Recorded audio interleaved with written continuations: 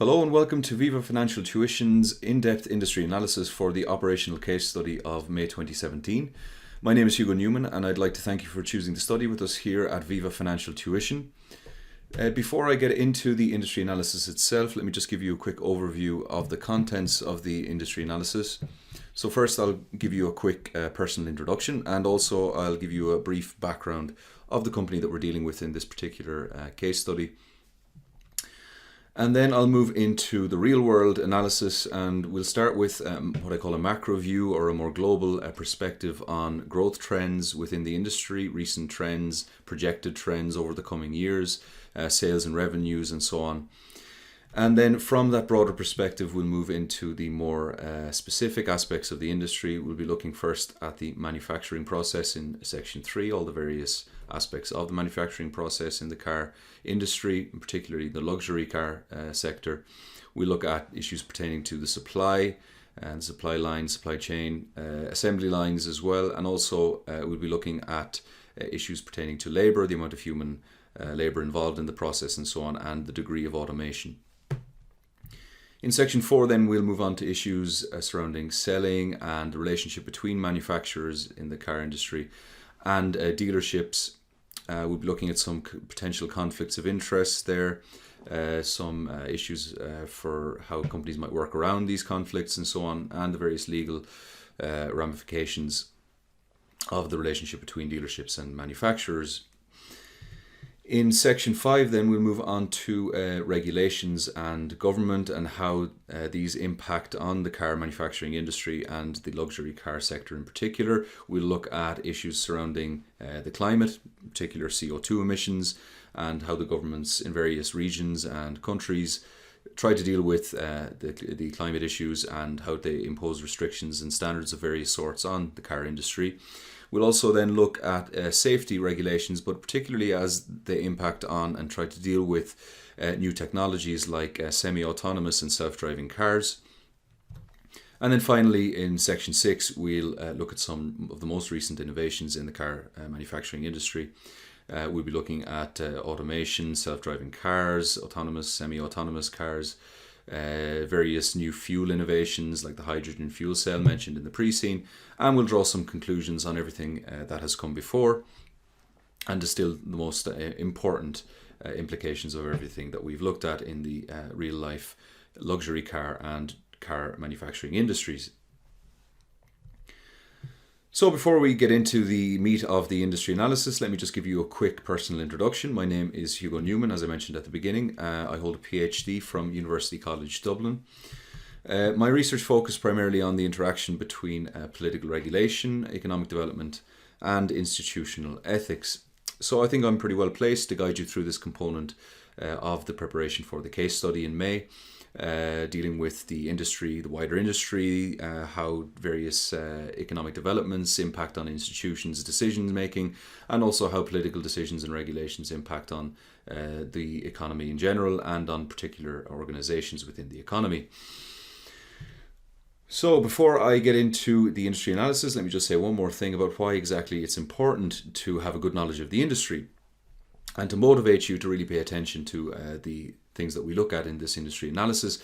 The reason is because, of course, CIMA itself has recommended that students pay close attention to the industry before they go into the case study, that it's a good idea for students at every level, including the operational level, to have a good awareness of the industry that the business is located in, to be aware of some of the potential wider issues that might impact on decisions that you could be asked to comment on within the actual case study exam. Okay, so this is a very important area, and it is important that you pay attention. I would also recommend that you don't go it alone, and the reason is because these kinds of industry analyses can be quite intimidating, and indeed the car manufacturing industry is a huge industry. It's a huge global industry. It's very complex. There's lots of issues to consider. There's lots of factors that impact on a company's decision making within this industry. And so it can be a little bit overwhelming trying to trawl through all of the information that's out there on the internet about this industry. And so what we've done at VIVA Financial Tuition is we've gathered together the most important and most interesting aspects of this industry and the ones that are most relevant to the case study and the pre-scene that you have hopefully read by now. And that's what we've done for you. We've distilled it to the most essential issues, most essential data, and I will explain as I go through why this is relevant to the particular pre-scene that we're dealing with here. So I'll just give you a quick overview of the company that we're dealing with in the pre-scene. It's Ashworth Lea, and it's a luxury car manufacturer, a particularly high-end luxury car manufacturer based in the fictional country of Mayland. It's based in a town in the middle of the country called Midfield, and there is perhaps a not so subtle nod in the direction here of the UK with the name Mayland. It may be a nod in the direction of the current Prime Minister Theresa May. There are other reasons to think that perhaps this country is modelled on the UK. One of the reasons is because Ashworth Lea itself, the company, in some ways resembles another major luxury car manufacturer, which is based in the United Kingdom, and I'll talk about that in a few moments. But of course, you can't draw too many conclusions here, and CIMA is not trying to tell you that this is the UK. That's just a kind of a hint maybe that we're dealing with that kind of country, that kind of level of economic development and so on. So that's just something that you can bear in the back of your mind as we go through this analysis. It's a partly family-owned company, as we're told. It's a low-volume and premium-priced company. Okay, so they produce a relatively low volume of cars per year, and they charge very, very high prices for the individual cars. We're going to come back to this, and we're going to look at some price comparisons and volume comparisons in the real world industry, car manufacturing industry, and compare it to Ashworth Lea as we go on. We're also told that it is a highly skilled and specialist workforce that they have. They have a very low staff turnover, very loyal, highly motivated workforce, and there's a huge prestige associated with this particular car marque. And it is indeed associated with high-profile movie appearances as well. Now, all of this information does give strong indications that this company is at least loosely based on a real-world equivalent in Aston Martin. And the reason to think that this is the case is because Aston Martin has many, many factors and features in common with Ashworth Lea. We know that Aston Martin, for example, produces also high-end luxury sports cars, as does Ashworth Lea. It's based in Warwickshire, in the middle of England. Okay, so again, it's in the middle of a country named Mayland in the case of the pre-scene, which is, again, I suggested maybe a nod towards Theresa May. It was also founded in the early 20th century, I should say. And it's also associated with one particular high-profile movie in the James Bond franchise, 007, of course, using the Aston Martin since the days of Sean Connery. And it's become a staple of that franchise. And it's also a very low-volume and premium-priced company. So again, that's something just to bear in mind as we go through the real-world industry analysis. It's something I'll come back to at various points in the industry analysis. I'll be mentioning Aston Martin as a point of comparison, as some of its features and some of its history is relevant to Ashworth Lea and might shed some light on Ashworth Lea. Okay, so let's get into it. Let's look at the global scene, the global car industry, and some recent trends in global car sales in particular. Now, in the pre-scene itself, you are given quite a bit of industry information, and so what I'm doing here in this industry analysis is homing in on some of the extra detail and some of the kind of more fine-grained issues and points of data. So I will start with what we're given in the pre-scene, and then I will move into more and more detail as we proceed. But certainly it's a good place to start, if you haven't already done so, before you continue with this industry analysis, is to have a look at the industry information that you're getting already in the pre-scene. Because what I say is in many ways building on what you're given there and going into a little bit more detail on things that might be relevant to Ashworth Lea. So as we can see here, over recent years, since 2013, there has been a gradual increase over the years and a fairly steady increase in global new car sales. You can see that in most regions there's been this steady growth, and only in a few areas has there been a flat or a decline in new car sales. But the overall global perspective is that we're seeing fairly modest growth year on year in new car sales. Now the pre-scene goes into a little bit more detail, and this is a snapshot from the pre-scene analysis, and you can see that they home in on particular regions. So you can see the US market is forecasted to reach annual sales in 2017 of 18 million cars, while the outlook in Europe is much weaker. Sales have dropped considerably in Russia and South America, down by 25% and 15% respectively. The market performance then in India has been a little bit inconsistent, but there's growth in China, although it has slowed. So we're seeing modest growth in recent years and expected to continue in coming years. It's a bit of a mixed bag region to region. So we'll go into a little bit more detail now and look at some of these regional trends, okay? So it is worth noting actually that at the end of this segment here, they say that Ashworth Lea has traditionally been unaffected by global trends. So it's a little bit curious as to why we're given a little bit more detail on the global trends in the pre-scene analysis, or in the pre-scene I should say. They do go into some regional detail, and they do talk about global car sales. So the question is, well, if Ashworth Lea has traditionally not been affected by them, then why are we being given this information? That's something to consider. There may be various reasons why that's the case. It might be that Ashworth Lea is considering a change in strategy, and so it is in that respect necessary to be aware of these global trends, because perhaps it's considering branching out or broadening its market, or perhaps looking to increase production. So these are some things to consider. It's always a good idea to ask why you're being given particular kinds of information in the pre-scene, as this might give you some clues as to what kinds of questions might be coming up in the exam in May. So you can see here again, they mentioned there's a rise of the global consumer middle class. Again, maybe it's worth considering why you're being given this information, because as you know, Ashworth Lea is a high-end luxury car manufacturer, and we are dealing with very, very exclusive clients and exclusive customers.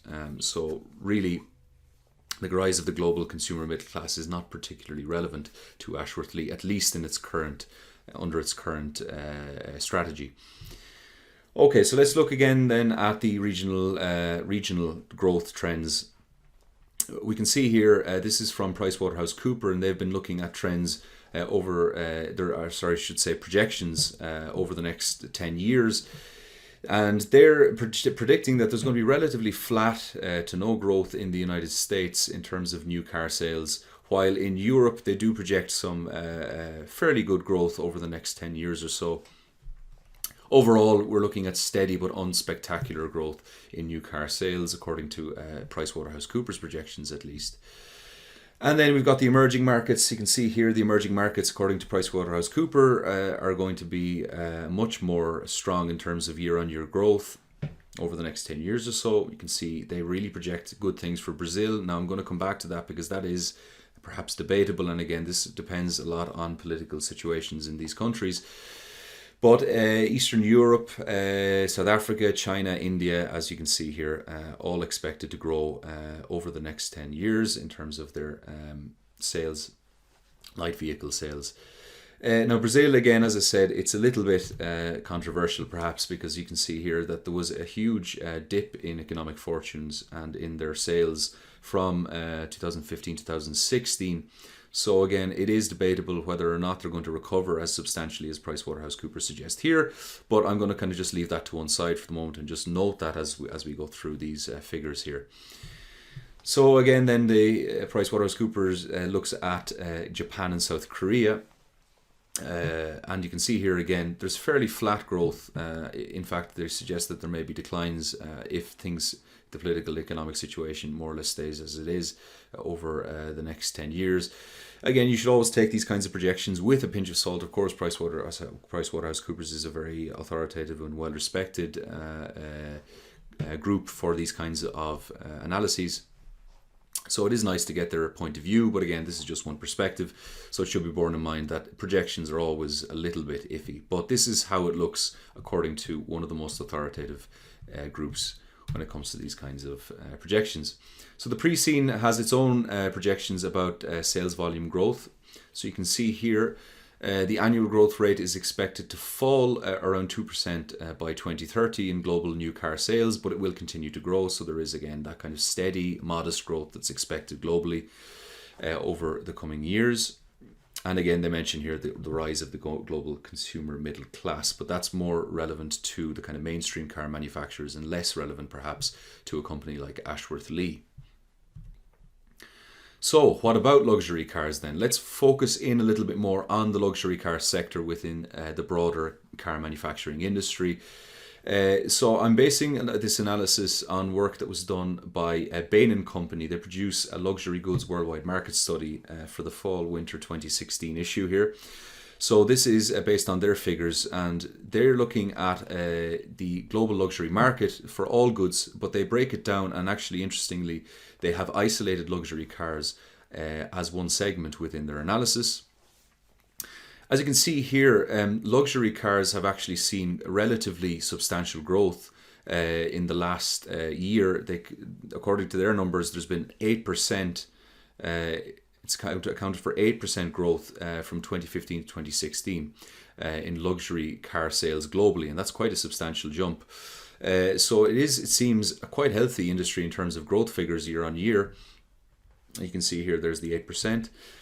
And again, you can see also from the years 2008 to 2012, and then from 2012 and 2016, you can see on the two axes here, you've got different years taken into account, four-year segments from 2008 to 2012 on the x-axis, and 2012-2016 then on the y-axis. This is compound annual growth rates for various luxury goods, and you can see the absolute luxury cars here at the top.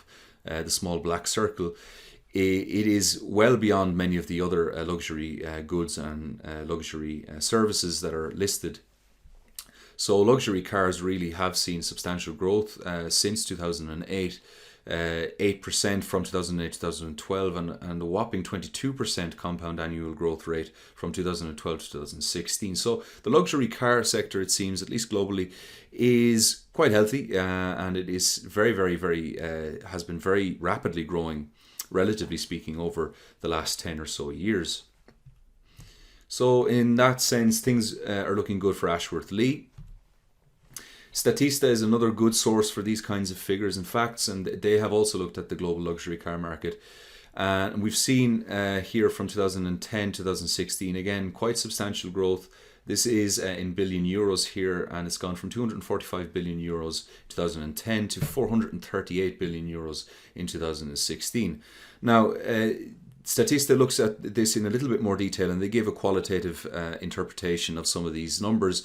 So you can see here in the highlighted sections, they say that in 2015, the global luxury car market increased by about 15% from the previous year to reach around 405 billion euros. That's quite the jump there from 2014 to 2015. A little bit more of a modest jump then in growth from 2015 to 2016, but still very healthy indeed. They mention here a fair share of the luxury car fleet is projected to become more eco-friendly. Again, this is going to be very important further on when I come back to some of the innovations that we're talking about and how some government regulations might impact on that. So luxury electric vehicles such as the battery-powered Tesla, again, we're going to come back to Tesla later on, the Tesla Roadster or the plug-in hybrid from BMW i8 are set to revolutionize the sports car segment. Okay, so this is very interesting for Ashworth Lea, as we'll see. We'll come back to this. Luxury car manufacturers are also taking into account most recent innovations in technologies, and also issues pertaining to fuel efficiency and environmentally friendly fuel supplies and so on. So it is likely that the kind of high-end clients are going to want to not just have the most powerful and most visually impressive and most prestigious cars, but also the most cutting-edge, the most technologically advanced cars, and that includes the most fuel-efficient and the most kind of forward-thinking in terms of environmental impact, for example. And then at the end here, Statista notes that smart vehicles require improved infrastructure, and we're going to come back to this again later on when we talk about regulations for new technologies.